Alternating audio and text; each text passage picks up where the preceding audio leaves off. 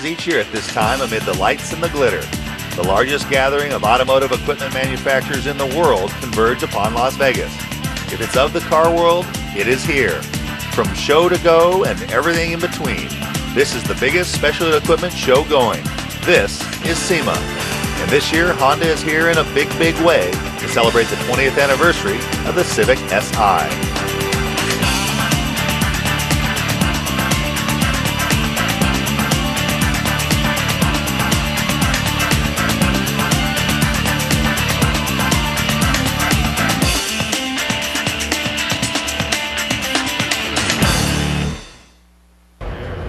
Hi, I'm Tommy Kendall, and welcome to the new Civic Si, A Legend Returns. The vast influence of the automotive aftermarket is a reality now fully recognized by the automakers. And Honda has embraced this reality like few others. Consistently on the leading edge of performance and fun, Honda's commitment to the aftermarket industry is undisputed. That commitment has never been stronger than here at Sema. In addition to being the 2005 vehicle manufacturer of the show, Honda's all-new Civic Si is the Sema vehicle of the show. But before we take a look at the latest Civic, let's take a look at this car's storied past. In 1973, at the height of the energy crisis, a motorcycle manufacturer from Japan posed a question that transformed the face of the American automobile industry. If you had known what was going to happen to the price of gasoline, would you have bought the car you drive now?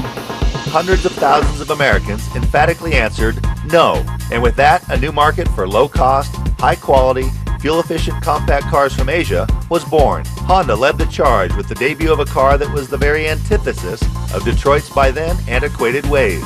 It was called the Civic. For about $2,200, the Civic delivered more than 40 miles to the gallon from its 50 horsepower four-cylinder engine. Considering the car weighed just 1,500 pounds, that was just enough grunt to keep things fun.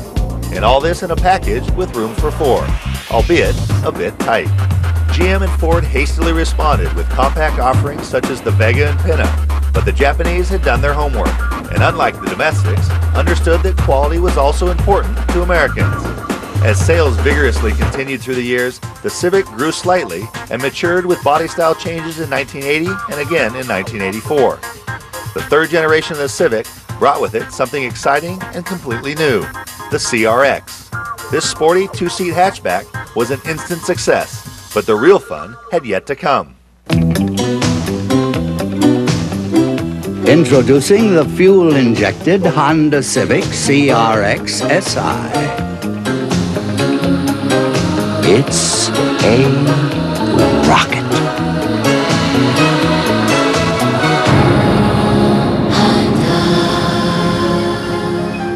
In 1985, Honda arguably created what we now know as the sport compact segment with the introduction of the CRX Si, short for Sport Injected.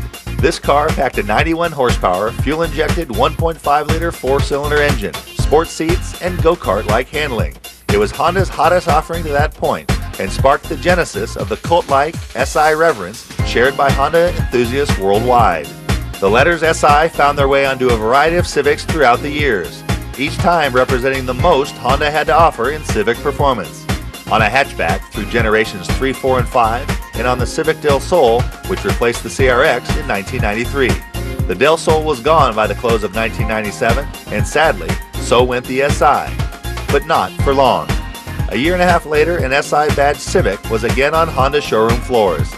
This time, it was the Civic Coupe that received the goodies, including a 160 horsepower VTEC engine, a stiffer suspension with strut tower brace, and front spoiler.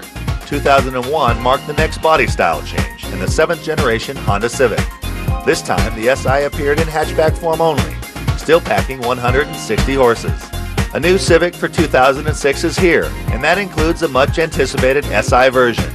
Honda has listened to the enthusiasts in creating the newest Si, and early reviews have been extremely positive. Rest assured, the Civic Si is alive and well. Coming up, the next chapter of Honda's newest Si has created quite a stir amongst those who have gotten an early look, and there's no better place than Sema for Honda to announce its future plans for this stout new performer. The one that started it all is about to get it started again. The Si is truly a hot rod. Building on that Civic performance story today, we're announcing We will offer Honda factory performance kits for sedan, coupe, and SI models with unique tuning for each. We've been, providing wheels and tires, a little bit of suspension. We're going further. Exhaust kits announced, and we've got them for all three models, not just the two-door and four-door, but also the SI from day one. Further, we challenged our own accessories division to take the new Civic Si a few giant steps forward. I'm very proud to present to you this morning the ultimate street Civic, the sports concept Civic Si. The real energy here comes from within inside. We've got a whole new generation of engineers who are tuners themselves and have grown up in this market, customizing and doing a lot of things. So the passion runs really deep. It's not only been a part of Honda for a long time, but now it's kind of supercharged. And when you set them free, this is what you get. It's a great exercise in looking at how far you can take performance tuning from a factory standpoint. Building on Honda's race-winning heritage is our newest racing endeavor, the Team Honda researched Civic Si. This car will make its track debut December 4th at the grueling 25 Hours of Thunder Hill endurance race in Northern California. We proposed to our management, hey, let us do this, give us some money. It was a small amount of money, quite honestly, and we got a lot of cooperation from all across the company, from the manufacturing plant. Like, they donated the white body. We call it a white body. It's just the shell of the car, and we got engines out of crash cars and all kinds of stuff like that. I mean, it wasn't a big budget effort. Besides, the work that we did on the car, we had a lot of aftermarket partners that we dealt with. We developed a suspension kit with H&R springs. I jump at the chance when I work at a car manufacturer. I mean, they think it's funny that I'm so kind of like a little kid when I get to work with the manufacturer, because it's like you're dealing direct with the people who build the cars. And we've been working with Honda for quite some time.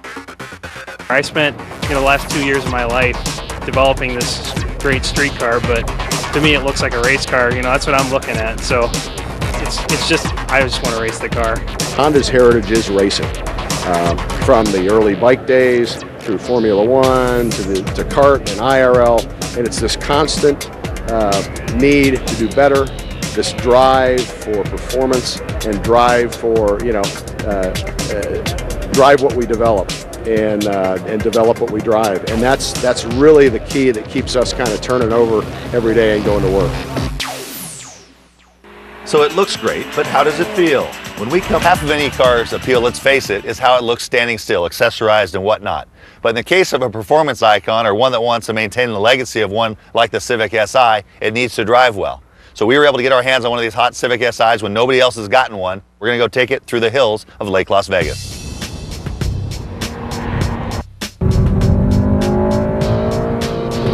That's a good sign. I just got some disapproving looks from some grown-ups. I don't know if this is maybe the point of Sema or the point of aftermarket, but kids that are getting their driver's license, adolescents into their early 20s, almost by definition, if your parents get it or your parents like it, you can't like it anymore.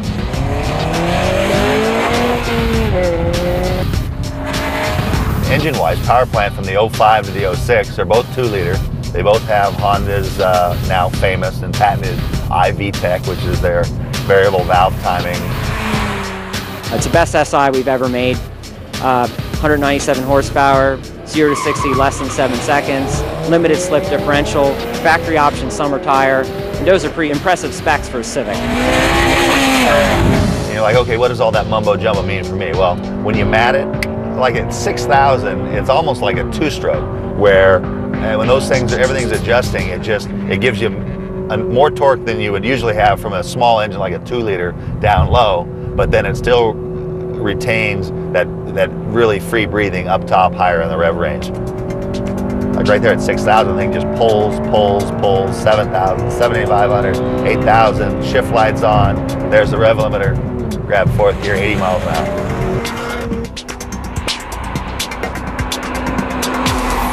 To someone that's a Honda fanatic, I'm not sure there's a more passionate group of people. They've been waiting for this car for a long time, probably have known a lot about it before they finally saw it. In my case, at first I was like, okay, new Honda Civic Si. But the more I looked at it, it's substantially bigger than the last one, but it's not a lot heavier. It's 3 inches longer in wheelbase, it's 9 inches longer in overall length, but the weight is within 95 pounds of the 05 model. I mean, just in terms of the fun factor, and the way it revs, like I said, it's non-stop. All you want to do is go up through the gears and then slow down and do it again. Maybe if I lived with the car for 6 months, I'd get tired of that, but I kind of have a feeling that I wouldn't. It's a whole new generation of SI. Honda really stepped it up this year with what they came out with. I mean, I drove the car when it was stock, and it was just amazing compared to, you know, the past projects that they've done and stuff like that. And just showroom, you know, out of the showroom is just perfect.